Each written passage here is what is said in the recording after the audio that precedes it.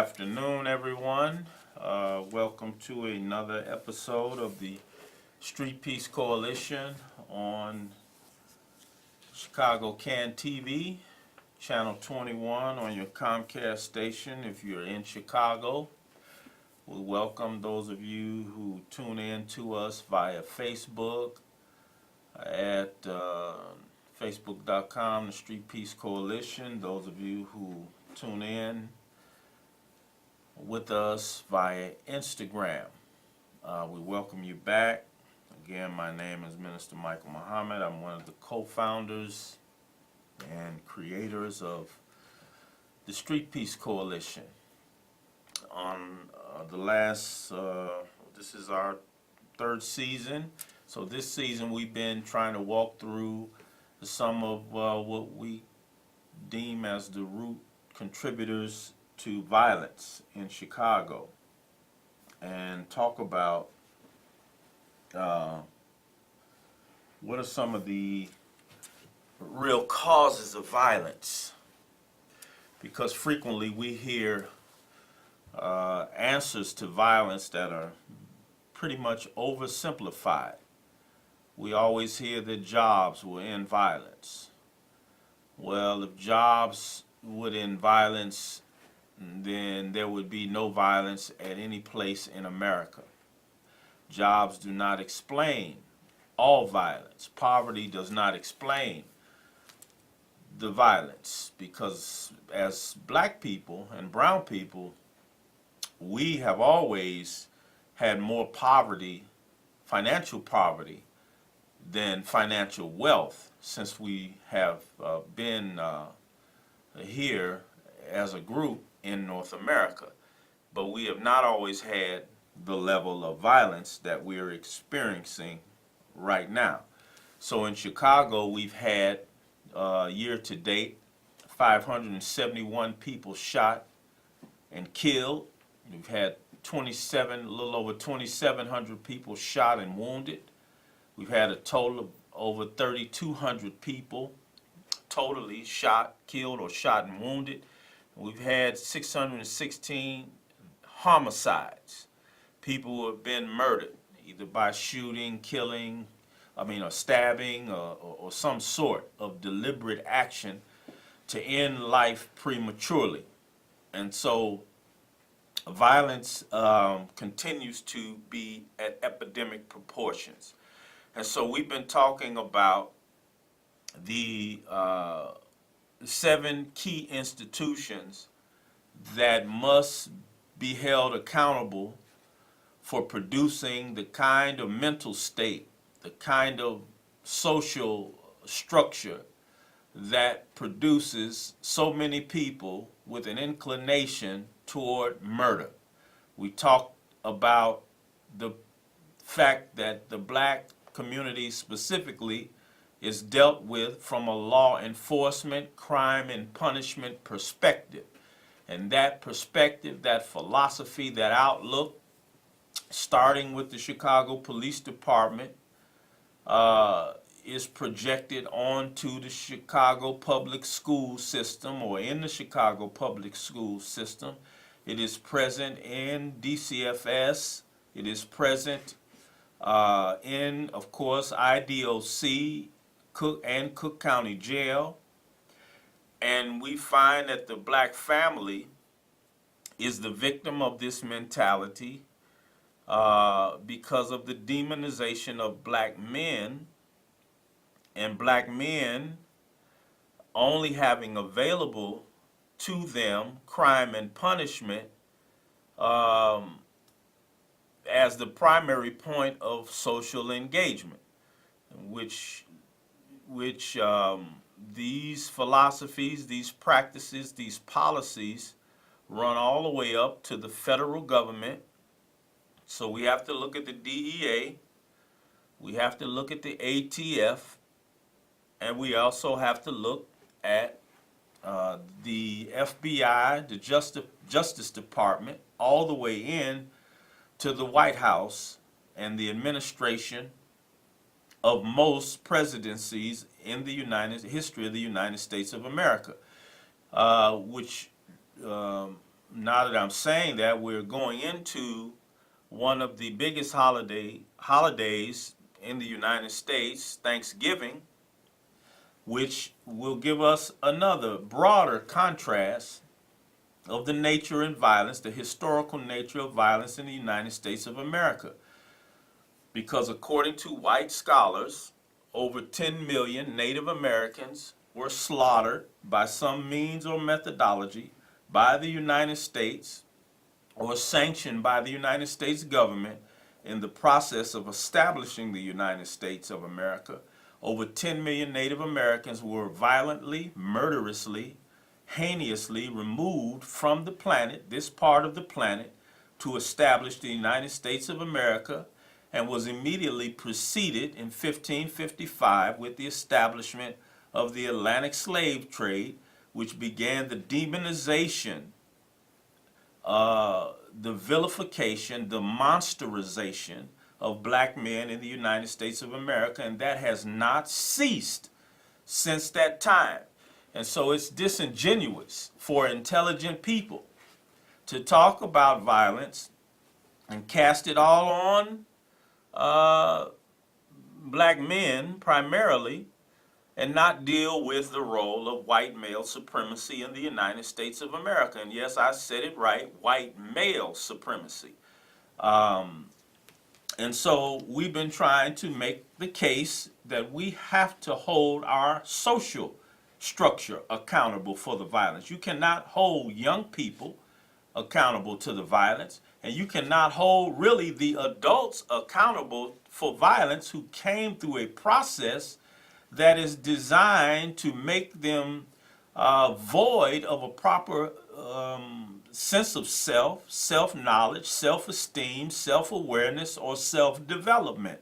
When you gut the institutions, especially the public school system, of the ability to enrich young black minds who come out of the room with a almost superhuman ability to absorb information and learn, and by the time they reach the first or second grade, something happens with their contact with public education, and we would add mass media, that begins to strip their interest in learning, their enthusiasm for learning, and the quality of their learning. And so by the time they become 10, 12, and above, we are now in a position to over-medicate them. We're in a position to relegate most of them to a bad diagnosis of attention deficit disorder or some other diagnosis, some other maladaptive, dysfunctional diagnosis, some categorization of special education or behavioral difficulties that allow us to justify handling them from the crime and punishment perspective. And so when you combine that with the deliberate and willful flooding of our communities with drugs and guns from powerful institutions that black people do not control. We don't manufacture guns. In fact, we don't even distribute guns. We don't have distributorships. We don't have gun shops. We don't manufacture narcotics. We don't own any landmass where we grow poppy or we grow marijuana, or we don't have any chemical factories where we deliberately produce methamphetamine or other forms of hallucinogenic, addictive narcotics. We're not in that position. All of this is dumped on us, and we have been made a market for all of these things. And so when you look at the incarceration of us, just taking Cook County as an example, over 60 to 65% of all of those incarcerated, not only Cook County, but when you look at this statistically with the DEA, it's about the same number. It's a little higher in Cook County, but it's roughly from 60 to 75%, depending on where you're looking, of those of us who are incarcerated for minor drug possession. Being in possession of only enough narcotics for you to use that day or maybe over the next couple of days, and then we receive extended, disproportionate, indiscriminate sentences. And so we go into IDOC here in Illinois, where there is no interest in habilitating or adding to our habilitation or rehabilitating us. It is an environment that is designed to exacerbate our pain, our frustration, our hurt, our anger, and make us lose all sense of civility or all hope for the future. So we're released from IDOC broken, more broken than when we went in, and so consequently we have a high return rate, a high recidivism rate.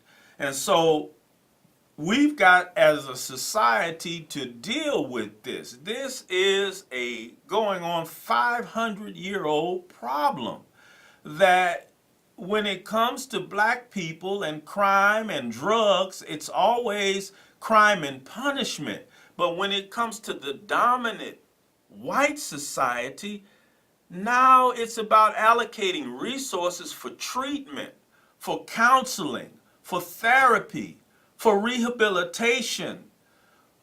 It's now about enriching and improving the technologies associated with educating the young minds to keep them away from this pitfall. But when it comes to our community, it's always crime and punishment. When will we as a society, and really whites specifically, because white men really still control this society, when will you look honestly at yourself in the mirror and the deepness of your own bigotry and racial animus toward people of dark skin? This is at the root of violence. This is at the root of a culture where we have more guns in America. We probably have 4 or 5 guns, enough to give 4 or 5 guns to every human being walking inside the borders of the United States of America.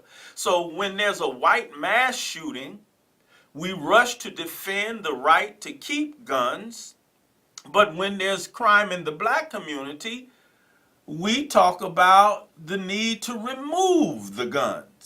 This is hypocritical. These are psychopathic contradictions that we are not, and many of us as black leadership, we don't have the courage to speak this truth. And so this may be a little uncomfortable for some of you who may view this now or later to hear a young man speaking like this, but this is just simple common sense if you really break it down. These contradictions, we can't be, look, young black boys are not born out of their womb to be animalistic like this. They're not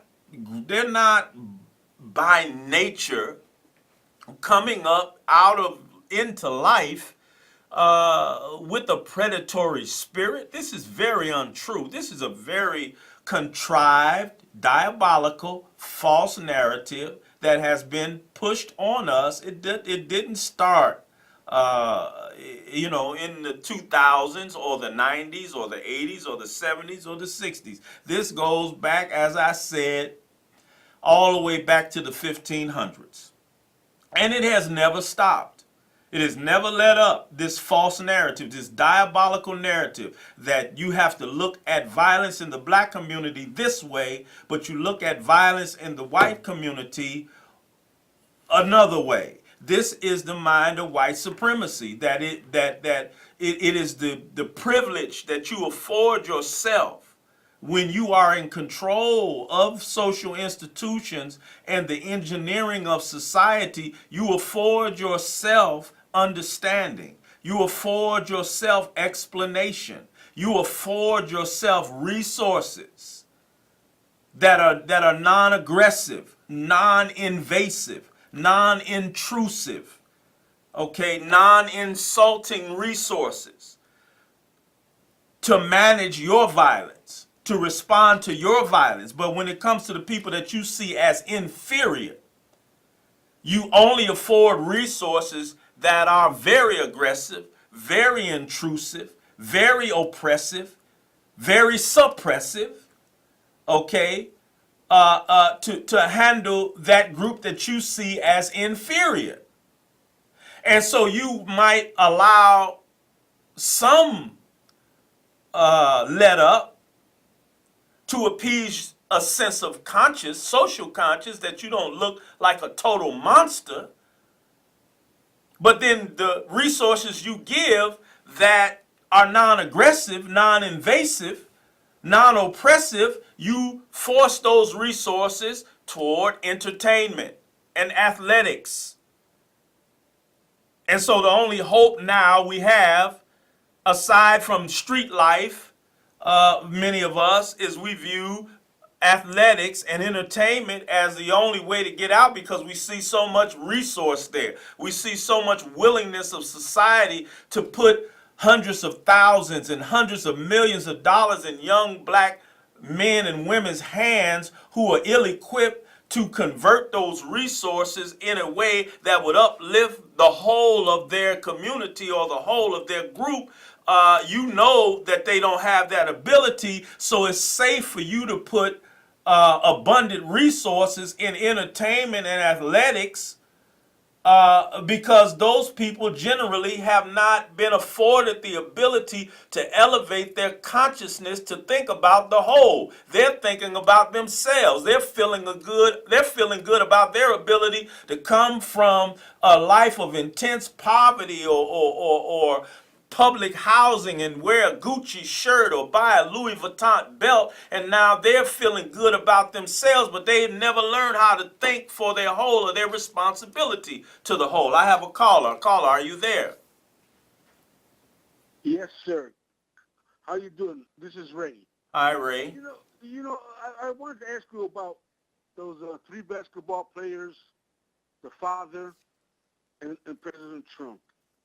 It was nice of, it's part of his job for the president to get a young gentleman back.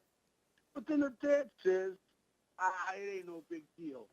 Do you know what would have happened to them kids if President Trump hadn't got them out of there? Man, they'd have cut off their hand, or they did have done something. And they had $2,200 between them. Why do they want to go and steal? You know, and then the dad saying, well, it ain't no big deal. You know, so in a way I could see on the side of President Trump, but I'm just happy that he got them guys out of there. Thank you for your comment, please. Thank you, Ray, for calling again. I missed your call last week. But anyway, I know you don't mean any harm, Ray, but this is what you got to realize. We presume that they're guilty. We presume that they were incarcerated justly. We presume that the contradiction of them having some thousands of dollars in their pocket but stealing a pair of sunglasses is actually true. Why do we make that presumption? For the most part, we make that presumption because they're young black men.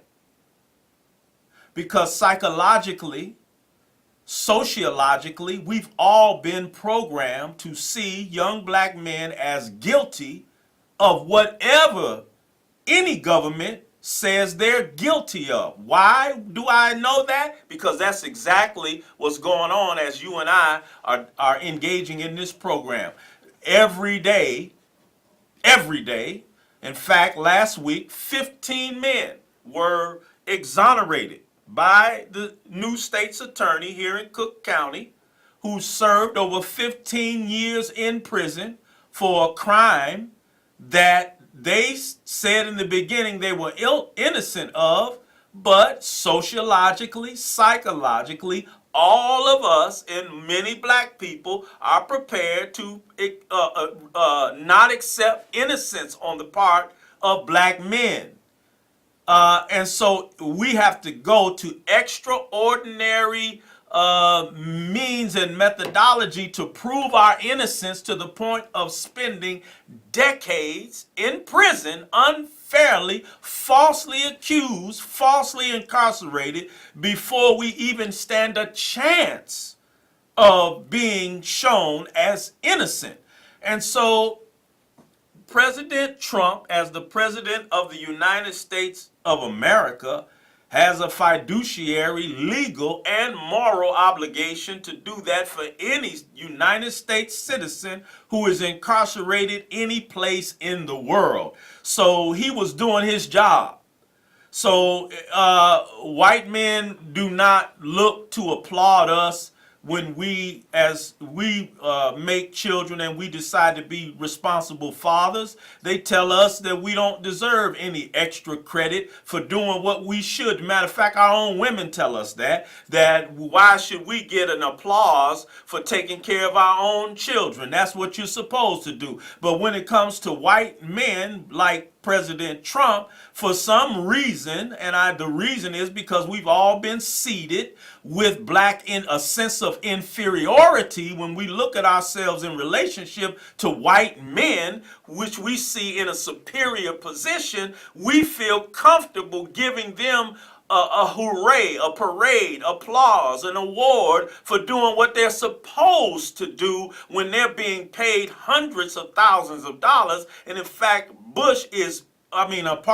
Trump is making multi-millions of dollars in the position of presidency off of his businesses. So let's deal with the contradictions of self. The self of us as individuals, the self of white men as individuals, and the self of our whole society. We have too many deep-seated sociological, psychological, pathological contradictions that we're not dealing with, that will never allow us to survive as a country and be healthy as a country until we come to terms with what we do to one another and the pathology out of which we do it. So I'm out of time for this week, and I hope that you will think over these things that I've said. Because I try to be as objective and as scientific as possible in dealing with this violence issue. We don't have time to play games with you on the air. We must go in a scientific way to ascertain the truth of this issue of violence. And so until next week, God willing, this is Minister Michael Muhammad signing off for the Street Peace Coalition. Thank you.